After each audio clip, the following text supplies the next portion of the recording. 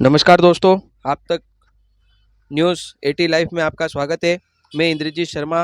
विपक्ष लगातार अग्निपथ अग्निवीर योजना को लेकर हमलावर होता जा रहा है। लोकसभा मद्देनज़र लोकसभा चुनाव को मद्देनज़र रखते हुए अग्निवीर योजना को जो अग्निपथ अग्निवीर योजना है उसके ऊपर लगातार विपक्ष द्वारा बयानबाजी की जा रही है। हमने आपको कल जो न्यूज़ दी थी उसमें कर्नल शैलेंद्र सिंह और कैलाश धून कर्नल कैलाश धून अग्निवीर योजना के बारे में बता रहे थे। आज सचिन जी पायलट ने भी बयान दिया है, वो भी सुनिए सचिन पायलट जी ने क्या बोला अग्निवीर योजना पे।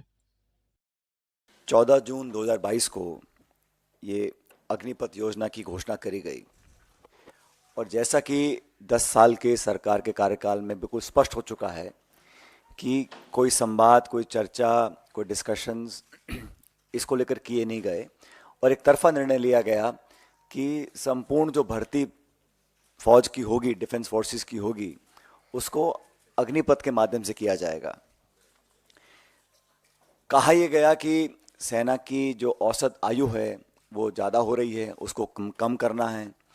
कहा यह गया कि हम लोगों को अपनी डिफेंस फोर्सेस को मॉडर्नाइज करना है।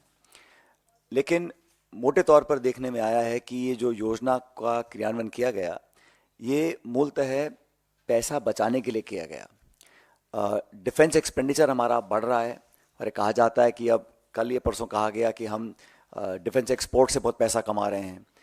ये भी कहा गया कि हम आत्मनिर्भर हो रहे हैं, हम इंडिजिनस मैन्युफैक्चरिंग कर रहे हैं।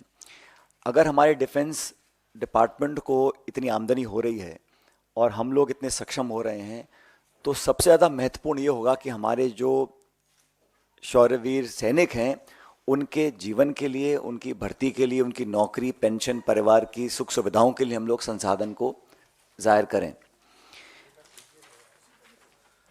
ये अग्निवीर जो बनने जा रहे हैं, इसका विरोध करने के लिए कांग्रेस पार्टी ने, जब भी ये योजना लॉन्च हुई उसी समय से हम लोगों ने विरोध किया था, क्योंकि हमें लगा कि ये 4 साल की नौकरी देने के बाद सिर्फ 25% लोगों को स्थायी रूप से फौज में भर्ती किया जाएगा और बाकी 75% लोगों को रिलीज कर दिया जाएगा।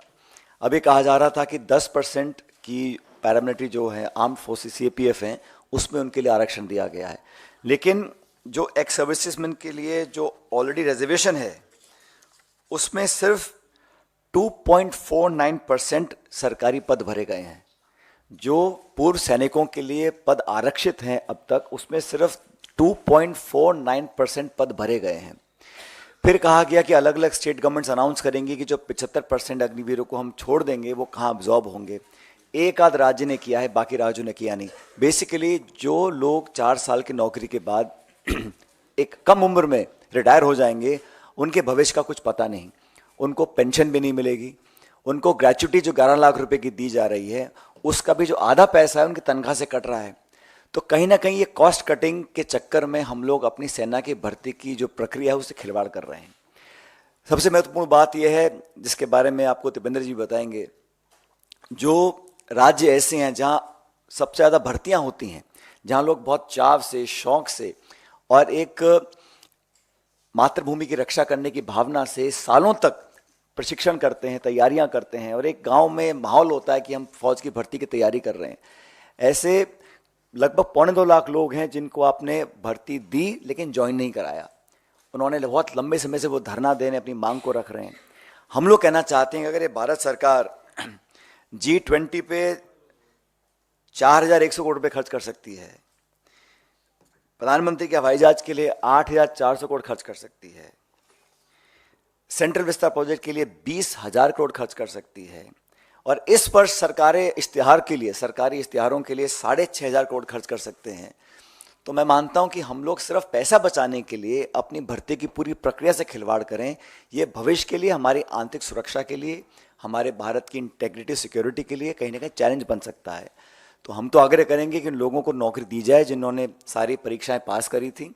लेकिन अग्निवीर के माध्यम से, अग्निपथ योजना के माध्यम से जो बहुत बड़ा खिलवाड़ हो रहा है, देखिए भारत की जो सेना है उसके शौर्य को, उसके पराक्रम को, उसकी मेहनत और जाबाजी जो हमारे सैनिकों के पास है, उसका कोई सानी नहीं है. We are one of the finest fighting forces in the world. Our armies and our defense forces are second to none. But their valor, their strength, and their dedication to the nation should be regarded and respected for future generations. And we all feel that by compromising on the process of recruitment of the armed forces, it may not argue well for our future. And for the families of those people who have willingly dedicated their lives to the service of the nation. तो मुझे लगता है कि ये सरकार ने बहुत जल्दबाजी में किया है. हम लोग इसका विरोध करते हैं. और अभी जो राष्ट्रीय अध्यक्ष खड़गे जी हैं, मल्लिकार्जुन खड़गे साहब, उन्होंने राष्ट्रपति जी को चिट्ठी लिखी है जिसके बारे में आपको अभी बताया जाएगा. लेकिन हमें मानते हैं कि जो भर्ती की प्रक्रिया है उसको बहुत गैर जिम्मेदाराना तरीके से इस सरकार ने डील किया है.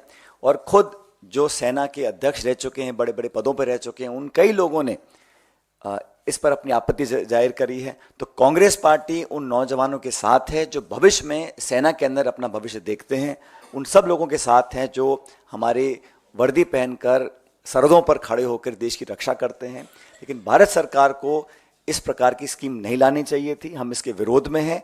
और सबसे पहले हमारी मांग ये रहेगी कि जिन लगभग 2.25 लाख लोग ऐसे हैं जिन्होंने सारी परीक्षाएं पास करी थी, उनको सरकार ने अभी तक ज्वाइन नहीं कराया है. लेटर के बारे में आपको अभी दीपेंद्र जी और पवन जी बताएंगे.